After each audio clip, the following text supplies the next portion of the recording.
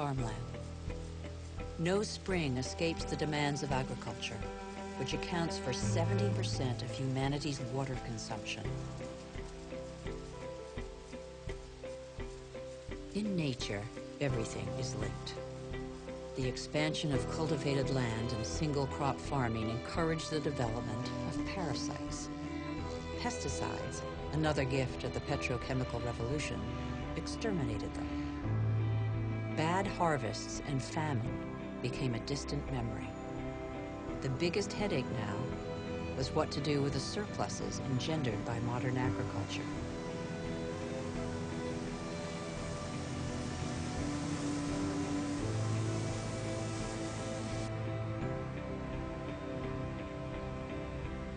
But toxic pesticides seeped into the air, soil, plants, animals, rivers, and oceans. They penetrated the heart of cells similar to the mother cell that is shared by all forms of life. Are they harmful to the humans that they released from hunger? These farmers, in their yellow protective suits, probably have a good idea.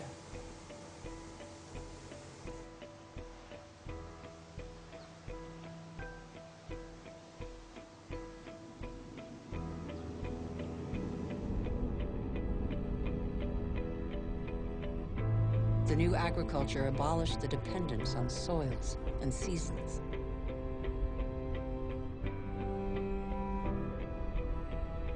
Fertilizers produced unprecedented results on plots of land thus far ignored. Crops adapted to soils and climates gave way to the most productive varieties and the easiest to transport. And so, in the last century, 3/4 of the varieties developed by farmers over thousands of years have been wiped out.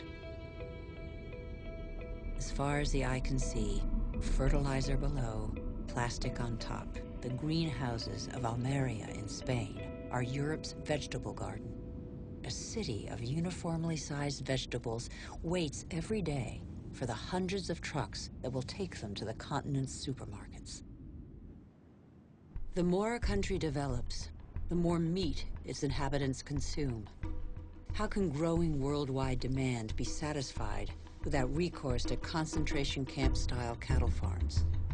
Faster and faster, like the life cycle of livestock which may never see a meadow, manufacturing meat faster than the animal has become a daily routine.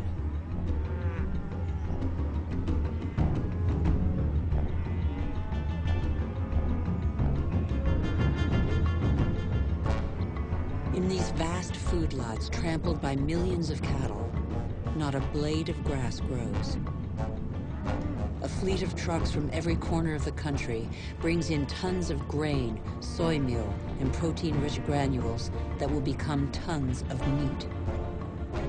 The result is that it takes 100 liters of water to produce 1 kilogram of potatoes, 4,000 for 1 kilo of rice, and 13,000 for 1 kilo of beef, not to mention the oil guzzled in the production process and transport.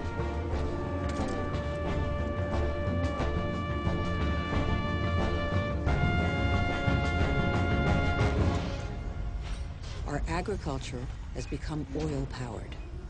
It feeds twice as many humans on Earth, but has replaced diversity with standardization.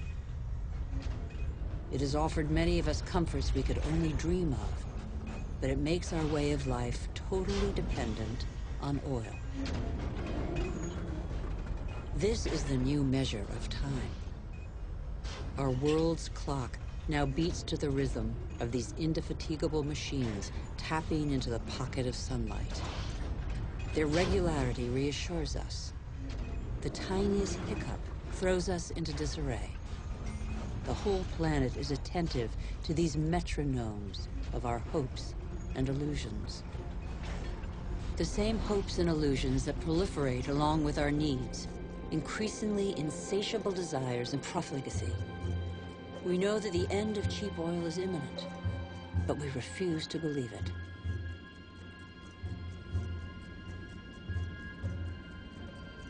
For many of us, the American dream is embodied by a legendary name, Los Angeles.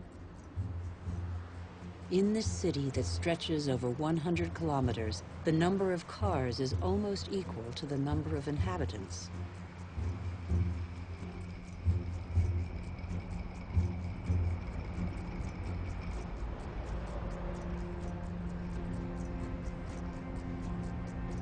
Here, energy puts on a fantastic show every night.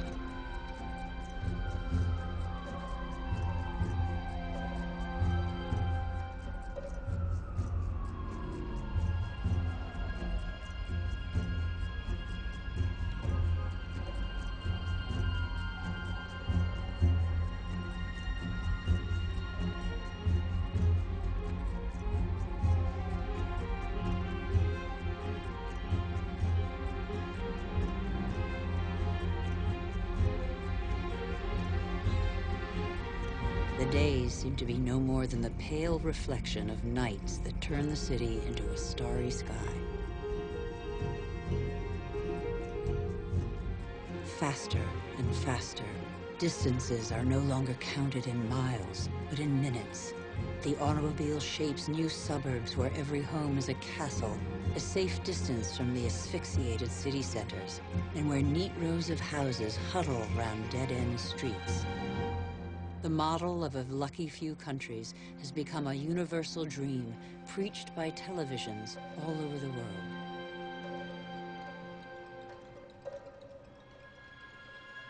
Even here in Beijing, it is cloned, copied, and reproduced in these formatted houses that have wiped pagodas off the map.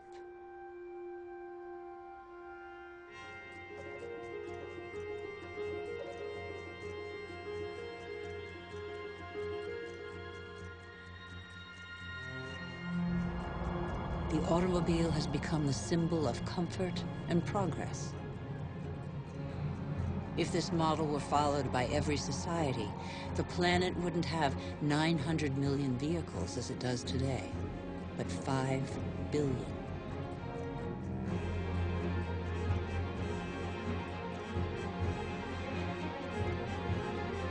Faster and faster. The more the world develops, the greater its thirst for energy. Everywhere, machines dig, bore, and rip from the earth the pieces of stars buried in its depths since its creation. Minerals.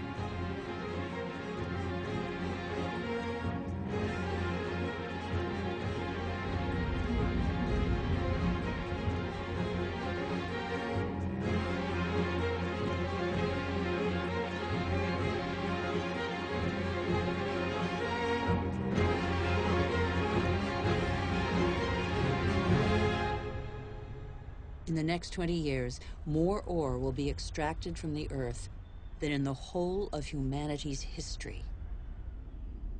As a privilege of power, 80% of this mineral wealth is consumed by 20% of the world's population.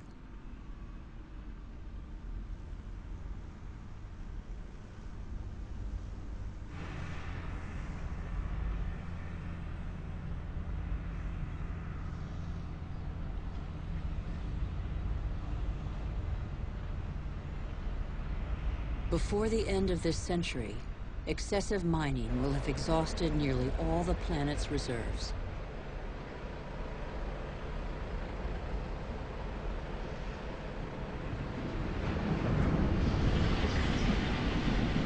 Faster and faster. Shipyards churn out oil tankers, container ships, and gas tankers to cater for the demands of globalized industrial production.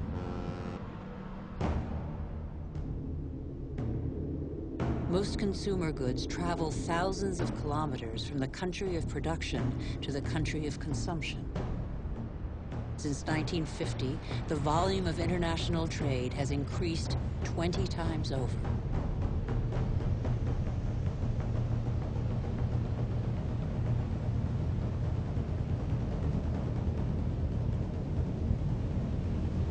% of trade goes by sea.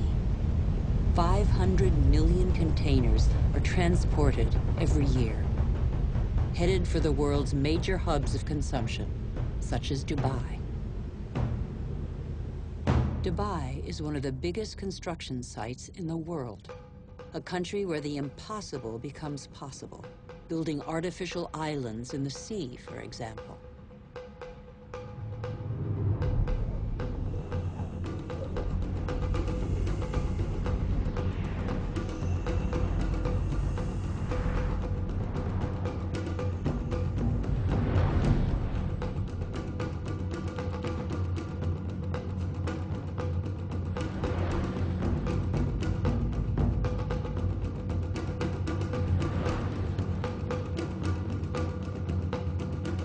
Dubai has few natural resources, but with the money from oil, it can bring millions of tons of material and people from all over the world. It can build forests of skyscrapers, each one taller than the last, or even a ski slope in the middle of the desert.